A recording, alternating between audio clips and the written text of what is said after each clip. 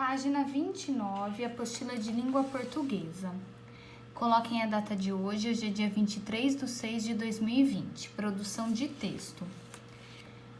Classe, hoje a nossa aula se iniciará com uma produção de texto, onde vocês criarão um final para essa história. Vocês se lembram da Garota Suriá, a garota do circo, que era uma história em quadrinhos? Pois é.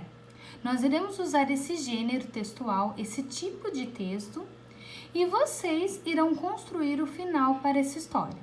Tenho certeza que essa história ficará incrível. Mas, para isso, não se esqueçam de algumas coisas importantes que, quando trabalhamos com esse tipo de história, precisamos usar. Quais recursos que podemos utilizar numa história em quadrinhos? Vocês sabem? Bom, classe, a sequência de imagem é fundamental, tá? Um quadrinho tem que ser a continuidade daquele outro quadrinho que já foi, tá? É a sequência de imagens. A expressão do personagem, o rostinho do personagem, o que ele quer dizer com aquela imagem, tá? E os balões de fala, tá? É muito importante numa história. Além disso, além dos balões da fala, né, do personagem, também é importante às vezes aparecer onomatopeias. O que são as onomatopeias de uma história em quadrinhos? Na outra aula a gente falou sobre isso, que são aquelas letrinhas que representam sons de alguma coisa. Por exemplo, quando alguém está dormindo, a gente vê um monte de Z, né, que indica que a pessoa está dormindo. Quando a pessoa cai na água, aparece splash, né, que é o barulho da água. Então, essas letrinhas, essas palavrinhas, elas representam sons, tá, de alguma coisa. Então, numa história em quadrinhos, às vezes a gente vê isso também. Então, agora, olha o que fala aí. O palhaço Flip, tio de Suriá, também trabalha no circo.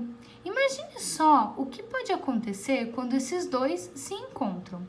Por enquanto, você cria o final. Daqui a pouco, você conhecerá o final criado pelo autor. Então, classe, eu não vou falar para vocês o final dessa história. Vocês que irão criar um final para essa história. Então, aí tem Suriá, a garota do circo. Daí fala assim, a menininha. Tio Flip, consegue abrir esse pote? Claro! Daí, o Flip tá lá tentando abrir, ele se retorce todo, coloca embaixo da perna para tentar abrir. E o que acontece? Como que termina essa história? Ele consegue abrir o pote? Quando ele abre o pote, o que acontece com o pote? Ou não, ele não consegue abrir o pote. Por quê? Então, vocês irão criar um final para essa história. Como que termina essa história? Vocês vão colocar aqui, vocês vão desenhar, fazer balão de fala, se precisar pode fazer onomatopeia.